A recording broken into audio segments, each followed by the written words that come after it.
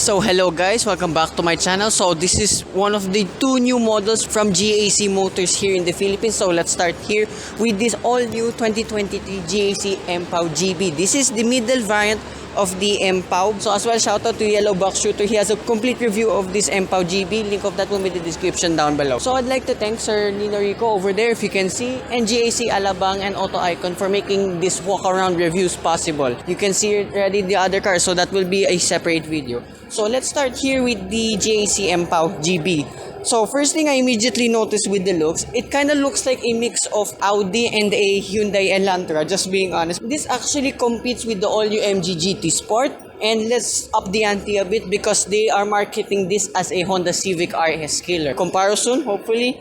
So here now at the front, you have GAC LED lights up here, and then all the vents here are all real, by the way. And then you have a very nice gloss black grille, and like all GAC cars, you have a massive logo over here. Oh, no camera up from here for the GB variant, so the GS gets a 360-degree camera. So ground clearance, more or less 140 millimeters, which is on par with its competition. But this one is slightly higher, I must say, than the Honda Civic RS. So you can see here the wheel arches are kind of wide, so it kind of gives it a wide body look. And I love the side mirrors here. So I'm not sure if this is just a wrap of carbon fiber or a cheap kind of carbon fiber, but it's still a nice touch. And why GAC Motors are making this compete with the Honda Civic RS Turbo is because of this. And I love when you open the hood, it's very similar to a BMW. You have to pull this latch twice. Sadly, no gas struts for this, but hey, it's still fancy enough. So open the hood up. Oh, I forgot there are no gas struts. So the all-new GAC Empow is powered by a 1.5-liter turbocharged 4-cylinder engine that produces 168 horsepower and 270 Newton meters of torque. And all new too with this GAC Empow, this one is mated to a 7-speed wet-type dual clutch transmission, comparing with the MG GT Sport. So the Honda Civic is the only one here in the competition that is mated to a CVT. So let's see on how this and the MG GT Sport will fare against the Honda Civic. I love the sound of that too. So on the side profile of the GAC Empow, it's a long and a very sleek looking sedan, similar to the MG GT Sport. Here now at the rear of the GAC Empow, the taillights look very similar to the Lexus IS. So a lot of borrowed cues from other cars too. So here at the bottom, you have a diffuser with sadly fake exhaust. The real exhaust is dual exhaust. Real dual exhaust underneath here. And I love this Empow badge here. It kind of looks like a programming language. fellow IT students. So as well, being a middle variant, you still have a reverse camera over here. And then this is my biggest nitpick with this Empow. You can only open the boot using the key fob or a button there in the interior on the left side. So it's a little bit annoying that there's none here. So open the boot up, if you'd allow me. Okay, unlock.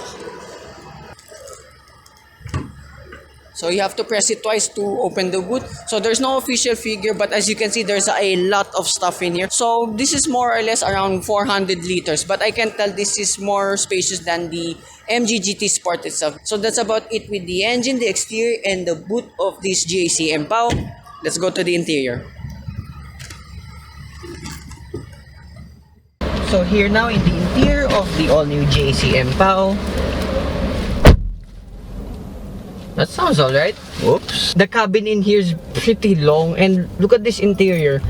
Yeah, a lot of Mercedes cues again here, but it's still nice, especially here with the steering wheel. This looks very similar to the Mercedes C180. As well, I've driven that. So here's a clip from last January. So before I continue here in the interior, I forgot to mention this. Another nitpick of mine with this GAC Empow. For this middle variant, I'm not sure if the top of the line GS has the same set of wheels. The wheels look ordinary, nothing special though, sadly. And going back here in the door, this whole door is really long, so it gives it a nice stud. And there's a carbon fiber trim here again. Not sure if it's real or not, but it's still nice to look at. And then you have leather here with red stitching on the door. And then cubby spaces and cup holders on each side. My big water jug just about fits. And on the left side, like what I showed you earlier, you have an air conditioning vent. Kinda mimics the logo of GAC itself. And then further down below, your headlight leveler adjustment, fuel filler cap, and your boot release button. And there's just one blank button here, but I see all of the buttons here have a function at least. Starter up. And I love when you open the car, there's animations in the infotainment system. It's a little bit laggy in the middle, but it smoothens out later on. And hilariously, I just noticed the instrument cluster. So you have a 7-inch digital instrument cluster. These are the displays. I'm not sure what they're called. And then here you have a 10.25-inch infotainment system that has Apple CarPlay. With the instrument cluster alone, another similar thing with the Mercedes C180s. Not to my surprise though. I forgot to demo this reverse camera. So, but hey, at least there's parking sensors all around the vehicle. This shifter is pretty smooth. I love it. So here in the center console, yet again with the carbon fiber trims around it, and pretty standard with the buttons here. And thank God there is not much gloss black. Kudos to you, GAC. And I love this shifter here. Kinda mimics like a Star Wars droid, I have to say. And here on the left side, you have your drive modes here. Listen to this. So when you change modes, it is very, very similar to a video game like Gran Turismo. The animations, yet again, laggy at the start, but it smoothens out later on. So I love there's a DIY mode. So the DIY is your customizable settings. So if you want the steering in comfort, but all of the driving responses in sport. There's this long gloss black piece on the air conditioning vents, but at least that's the only gloss black here, and along with your air conditioning controls down below. So the controls down below look very similar to a BMW. So there's a lot of cues they copied from other cars, but I don't mind it. It serves a purpose. And below the controls, you have a space for your phone. Fits my phone perfectly. And underneath, I almost forgot this. I just saw it now. You have another cubby space, 2 USB ports, and a 12-volt socket. And then here in the center console, I love the G's logo. It's not totally a GAC logo, but it's a nice design nonetheless. There's no official center console box because it doesn't cover it. But underneath, you have 2 cup holders. Surprisingly, fits my big water jug. And being a middle van, to my surprise too, there's a sunroof here. The controls are above here, along with your LED lights, visor, vanity mirror. The light's not working for some reason, maybe when it's only at night.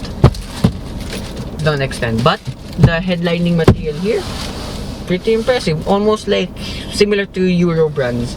And then going back here in the steering wheel, you have your controls for your adaptive cruise control on the left side, and adjustments for the instrument cluster there in the middle.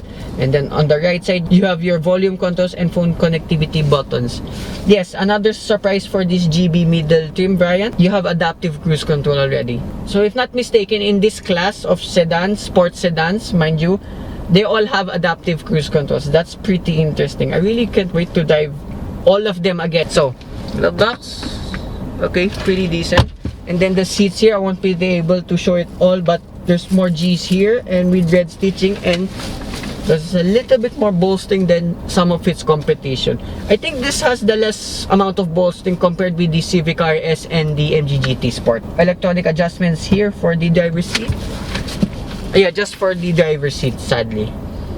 So that's about it here at front with the GAC Empow. Show you the rear seats. So here now in the rear seats of the GAC Empow. Sounds about alright, but the front sounds still better than the rear door. So here now in the rear door, it's not as long compared to the ones in front. And as you can see, still continues the leather and with the red stitching here with this carbon fiber trim again here. And then you have smaller cubby spaces now. Still have cup holders. Surprisingly, still fits my big water jug.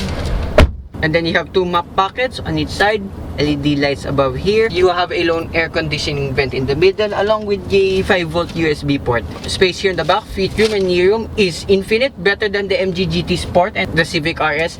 The headroom though, I'm 5'4", I just about have enough headroom, but taller people might tend to struggle. But the headroom here is that much. That is way better than the MG GT Sport. In terms with the competition, the best headroom still goes to the Civic RS. But knee room and feet room, I think this now takes the cake. I have to check out again with the Civic RS coming soon again. So you still have leather seats here with the red stitching along with the G logos somewhere here. Then if I sit here in the middle, transmission tunnel is really small. You can simply put your feet up or wherever. I have no issues sitting here in the middle seat, surprisingly, and my headroom is that much only. That's the exact headroom I have in the MG GT Sport if I sit here in either left and right side of the seats.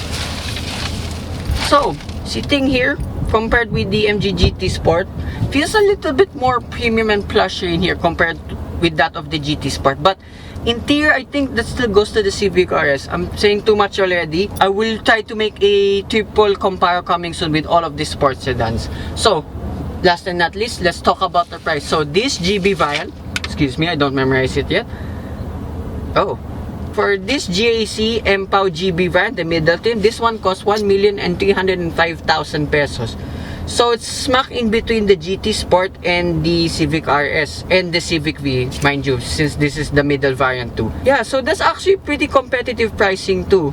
So let's see on how they all dive back to back, and I will declare which is the best one in its class. So yet again, thank you to Sir Nino Rico. His contact details will be right here, and Miss Krissy too. Thank you to them, JC Alabang and Auto Icon, for making this walk-around review possible. So, one more walk-around review to go. So, stay tuned for that. So, hope you guys like and subscribe. And I will see you with more future walk-around reviews and the test drives for this Empow and the other car I'm gonna walk-around review right now. Bye-bye.